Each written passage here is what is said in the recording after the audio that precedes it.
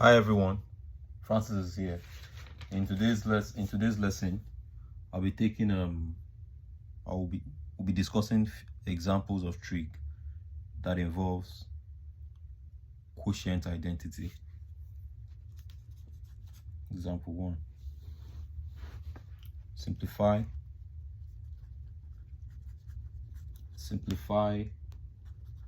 tan x cube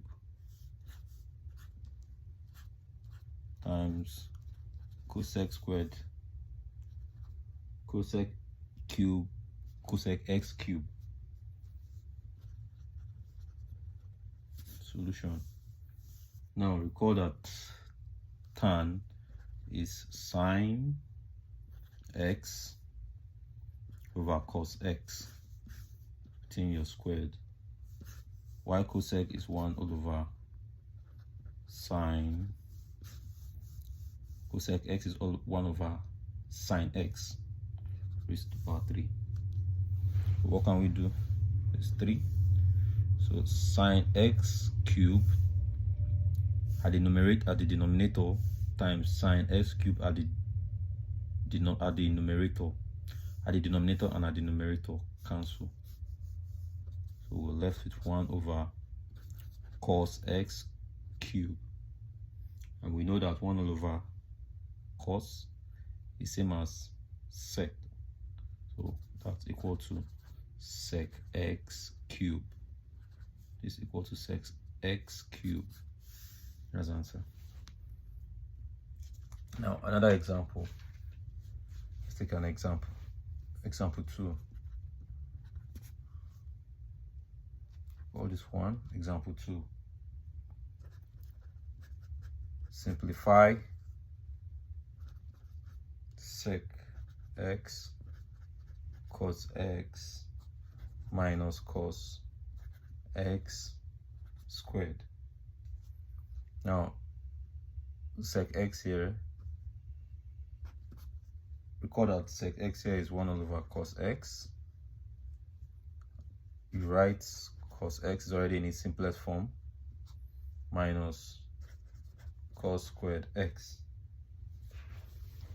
So cos here, cancel cos here. We're left with 1 minus cos squared x. Recall that 1 minus cos squared x is equals to sine squared x. So example 3 says simplify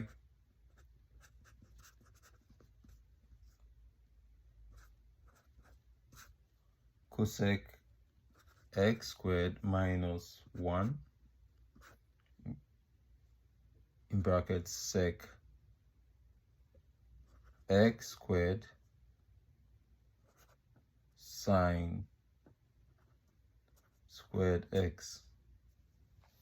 So what do we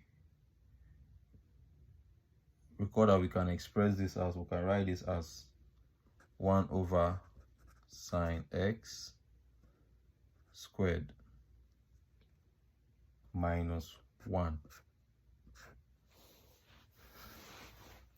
While this side, we can write this as sec x squared is 1 over sine x squared times sine x squared. Now sec x squared is equal to 1 over cos x squared. So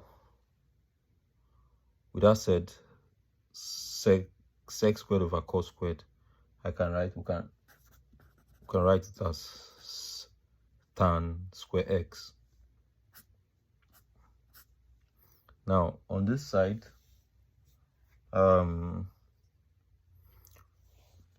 we can write this one here, we can write it as sine x squared over sine x squared, and then we'll take common denominator. If we do that, we'll have sine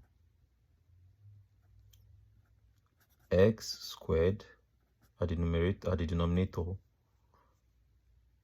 So sine x squared divided by sine x squared, that's 1 times 1. We'll have 1 minus sine.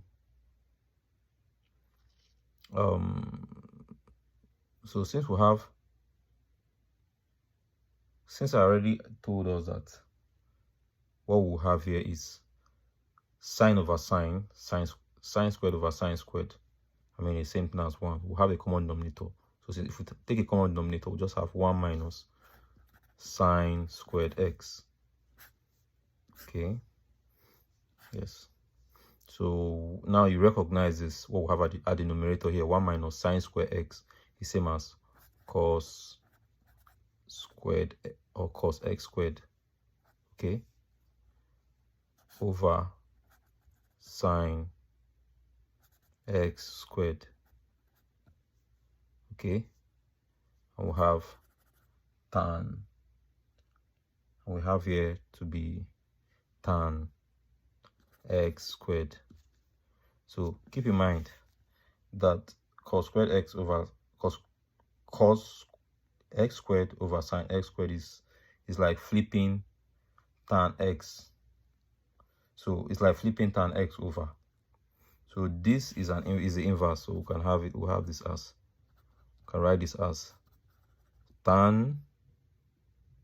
So this is same thing as 1 over, this is same thing as 1 over tan x squared times tan x squared.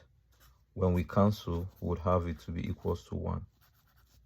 Okay, or better still, change the tan here to be sine squared over cos squared, and then you cancel sine at the numerator, cancel sine at the denominator here, and then sine at the numerator here, cancel the cos at the denominator here, and which works out to be equals to 1.